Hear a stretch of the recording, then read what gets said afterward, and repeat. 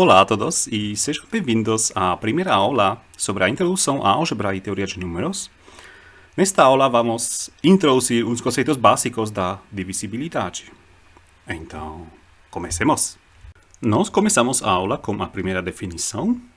Os números naturais são um conjunto N, que consiste dos números 1, 2, 3, etc. E se quisermos ter o número 0 também, então denotamos esse conjunto por n sub 0. Em outras palavras, o 0 aqui não é natural. E além disso, faremos uso de um axioma, que é conhecido como o axioma de boa ordenação, o princípio de boa ordenação, que diz que se o subconjunto A de n sub 0, ou de n, não vazio possui um elemento mínimo. Além disso, precisaremos dos números inteiros, que são o conjunto Z, que consiste dos números naturais, o zero, e os negativos dos números naturais. E por último, precisaremos de um teorema que é conhecido como a divisão com resto, que diz o seguinte: se A e B são números inteiros, não nulos, então existem números inteiros Q e R, onde R vai ser o resto, que está entre 0 e A menos 1, se A é positivo. E tais que B podemos escrever como A vezes Q mais R. E uma demonstração para isso é muito simples, só que a gente só vai trabalhar para B maior ou igual que 1. Caso contrário, a gente simplesmente precisa multiplicar por menos 1, por exemplo. E assim, a gente olha para o conjunto B menos K vezes A, onde K percorre os números inteiros. E, obviamente, para K igual a 0, a gente tem aqui um número natural e, portanto, a interseção com n sub 0 não é não vazio, né? Porque B está aí dentro, para K igual a 0. E, portanto, este conjunto aqui, pelo princípio de boa ordenação, possui um elemento mínimo. Esse elemento mínimo chamamos de R. E, bom, resulta que, este R, ele tem que ser necessariamente menor que o valor absoluto de A, A, se A é positivo, pois, caso contrário, a gente poderia, se ele for maior que A, então, ou maior ou igual que a gente poderia tirar dele mais uma vez A e a gente teria um elemento menor nesse conjunto. E, portanto, seria uma contradição. E um exemplo aqui é bom, por exemplo, B igual a 25, A igual a 7. Então, a gente pode escrever 25 como 3 vezes 7, ou seja, 3 é nosso Q e 4 é o nosso R. Aqui, né? A gente tem exatamente essa decomposição. Agora vamos ver o que são divisores.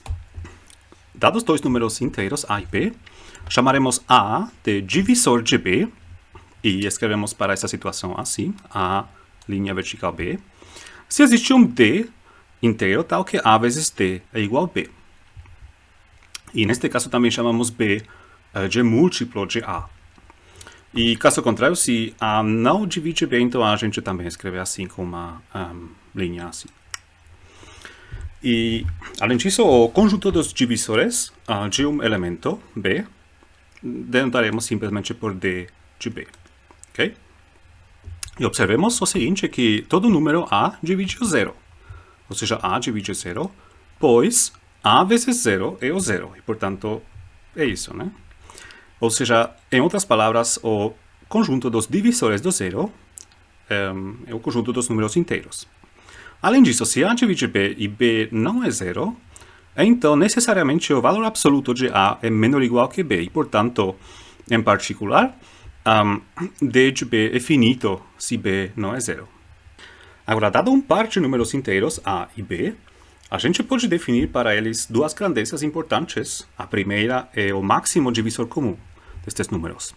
Então, se A e B são números inteiros, onde pelo menos um deles é diferente de zero, então o máximo divisor comum desses números é isso mesmo. A gente olha para os divisores de A e B, olha para os divisores comuns e pega o valor máximo deles.